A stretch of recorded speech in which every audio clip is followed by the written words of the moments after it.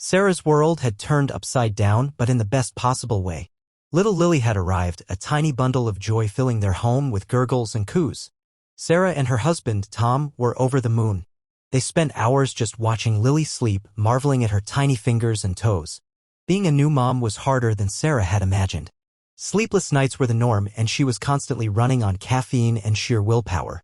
Tom helped as much as he could, but he had to work during the day. So, Sarah was the primary caregiver, and she cherished every moment, even the exhausting ones. Lily was a generally happy baby. She loved being cuddled, and she usually went to sleep without a fuss. But there was one thing that worried Sarah, a strange pattern that started a few weeks after Lily was born. It was always the same every single night. It started subtly. A little whimper, a slight stirring. Sarah, always half asleep anyway, would barely register it at first. But then it would escalate. The whimper would turn into a cry, the cry into a full-blown scream. And it was always at the same time, 3 a.m. Sarah would glance at the digital clock on the nightstand, the glowing numbers mocking her sleep-deprived state. She'd quickly reach for Lily, but the baby wouldn't be looking at her. Instead, Lily's eyes would be fixed on the corner of the room, the one near the window. An empty corner, filled with nothing but shadows in the dim light. Her tiny body would be rigid, her face contorted in fear as she stared intently at that one spot. The sound that came from Lily was unlike anything Sarah had ever heard. It was a primal scream, a sound of pure terror that sent shivers down her spine. It was heartbreaking, and it always left Sarah feeling helpless and afraid. What was Lily seeing? What was causing her such distress? Sarah tried everything she could think of to soothe Lily. Was she hungry? Sarah would offer her a bottle, but Lily would just turn away, still fixated on the corner. Was her diaper wet? A fresh diaper didn't help either. Maybe she was too hot or too cold. Sarah adjusted the thermostat, but the screaming continued. She even wondered if Lily was having nightmares. But babies that young didn't usually have bad dreams, did they? And why only at 3 a.m.? It was always exactly the same. The time never varied. Sarah started keeping a log, writing down everything she tried each night. Bottle, diaper, temperature, rocking, singing, nothing worked. The only thing that stopped the screaming was time. After about 20 minutes, Lily would eventually tire herself out and fall back asleep, leaving Sarah exhausted and bewildered. She started dreading 3 a.m. Each night, she would lie awake, her heart pounding, waiting for the inevitable scream.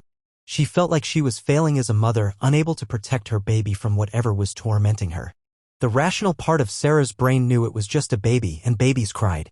But as the nights wore on and the screaming continued, a different kind of unease began to creep in. It wasn't just worry anymore, it was a feeling of being watched. She started checking the corner herself, before and after the 3 a.m. screaming. She'd shine a flashlight into the shadows, searching for anything that could be scaring Lily. A spider web? A strange reflection? But there was never anything there. Yet, the feeling persisted. A cold spot in the air, a prickling sensation on the back of her neck. She felt like something was in the room with them, something unseen, something else. One night, after Lily had finally fallen back asleep, Sarah stood in the corner, staring out into the darkness. "What do you want?" she whispered, her voice trembling. "Why are you scaring my baby?" Of course, there was no answer. Only silence, and the feeling of being watched intensified. Sarah shivered and quickly retreated to her bed, pulling the covers up tight. She was starting to feel genuinely scared. This was more than just baby troubles, this was something else entirely. Driven by desperation and a growing sense of dread, Sarah turned to the internet. She Googled everything: baby crying at 3 a.m., baby staring at corner, baby seeing ghosts.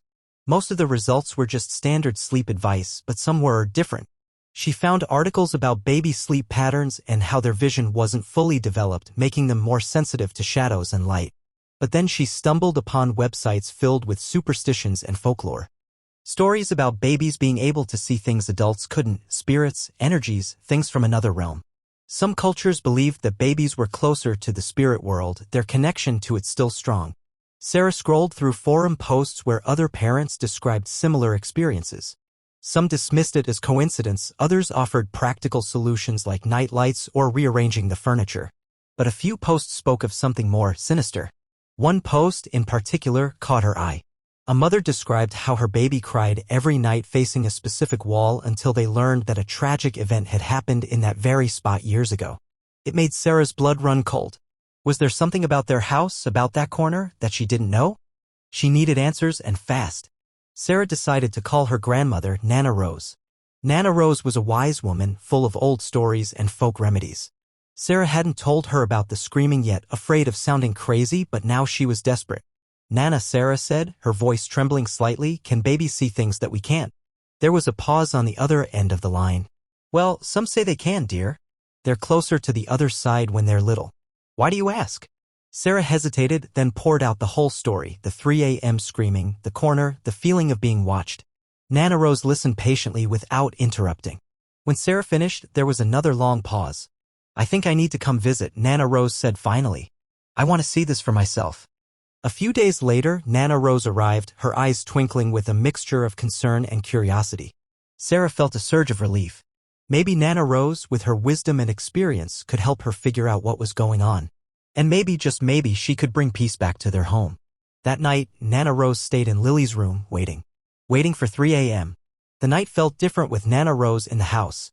A sense of calm settled over Sarah even as she nervously anticipated the inevitable. Tom, usually skeptical, seemed a bit on edge too.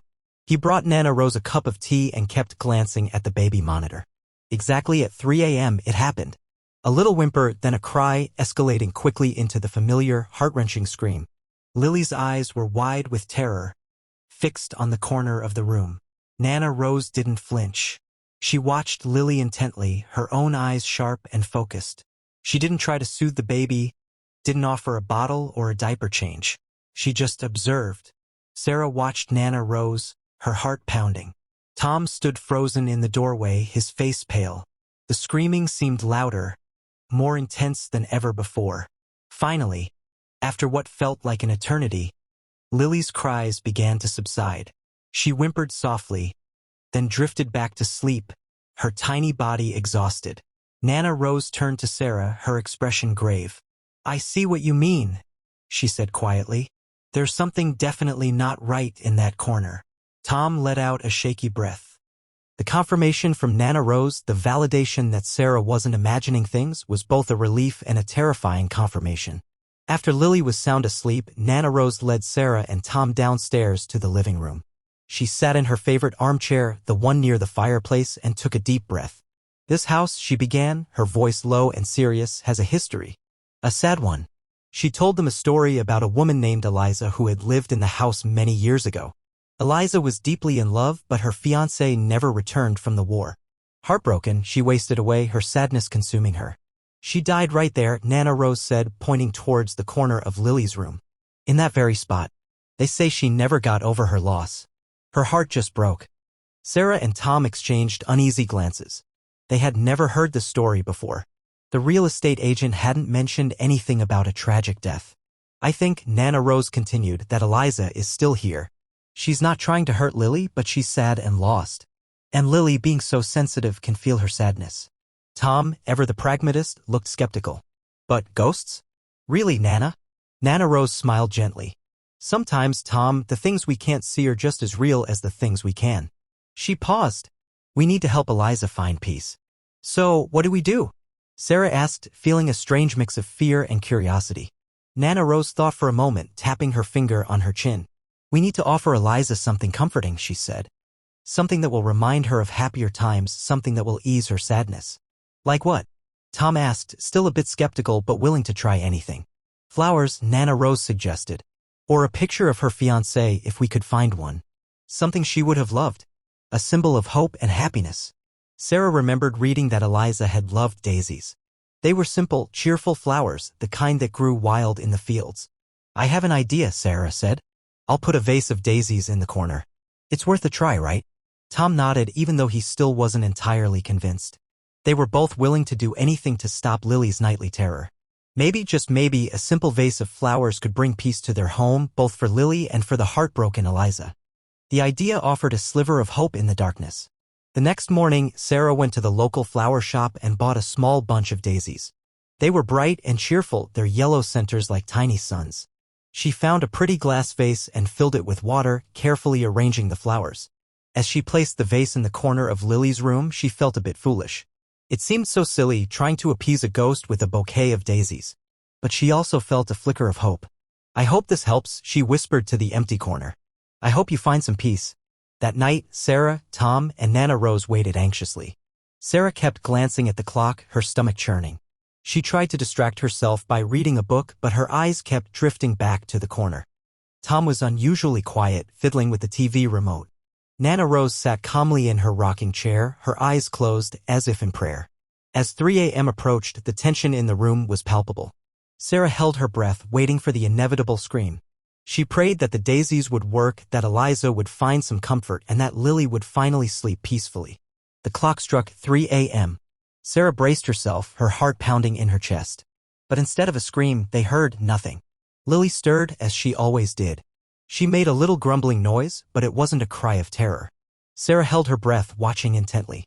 Lily opened her eyes and looked towards the corner where the daisies stood in their vase. But instead of the wide-eyed fear, her face softened. A small smile played on her lips. She reached out a tiny hand, as if trying to touch something just beyond her grasp. Then, she made a soft, cooing sound. A happy, contented sound. She looked at the corner for a few more moments, her gaze peaceful and serene. Then, she yawned, closed her eyes, and drifted back to sleep. Sarah, Tom, and Nana Rose stared at each other in disbelief. It was over. The screaming had stopped. The daisies had worked. Tears welled up in Sarah's eyes, tears of relief, of gratitude, and of wonder. The silence in the room was a welcome change, a sign that peace had finally returned to their home. Night after night, Lily slept peacefully. The 3 a.m. terror was gone, replaced by quiet, restful sleep. Sarah felt an immense wave of relief wash over her. She was finally getting some much-needed rest, and more importantly, Lily was no longer suffering. But there was something else too, a strange sense of gratitude. It wasn't just relief that Lily was okay, it was as if she was grateful to Eliza, the heartbroken woman whose sadness had haunted their home. She continued to change the daisies every few days, keeping them fresh and bright. It became a ritual, a way of acknowledging Eliza's presence and offering her comfort.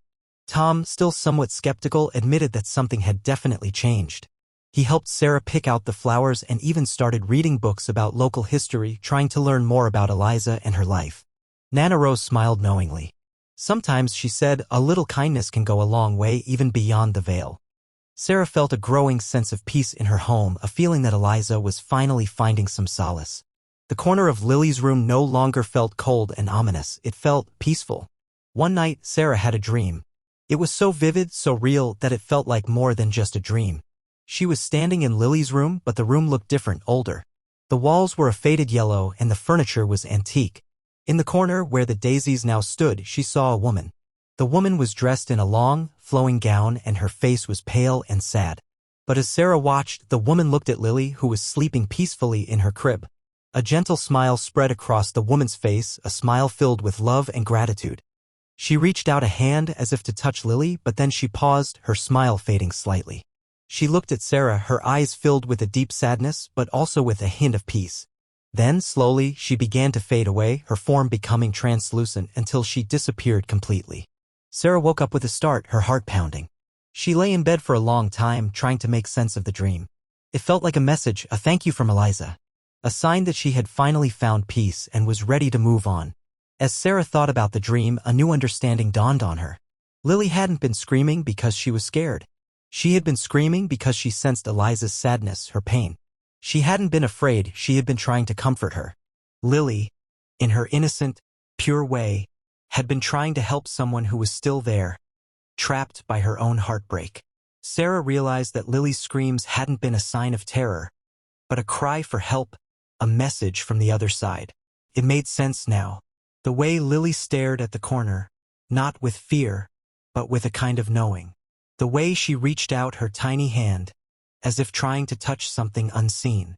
Sarah felt a wave of compassion wash over her, both for Eliza and for her own baby, who had unknowingly carried such a heavy burden. She was grateful that they had been able to help Eliza find peace, and that Lily was now free from her nightly distress. The dream, the daisies, the silence, it all added up to a powerful lesson about empathy, about connection, and about the unseen forces that shape our lives.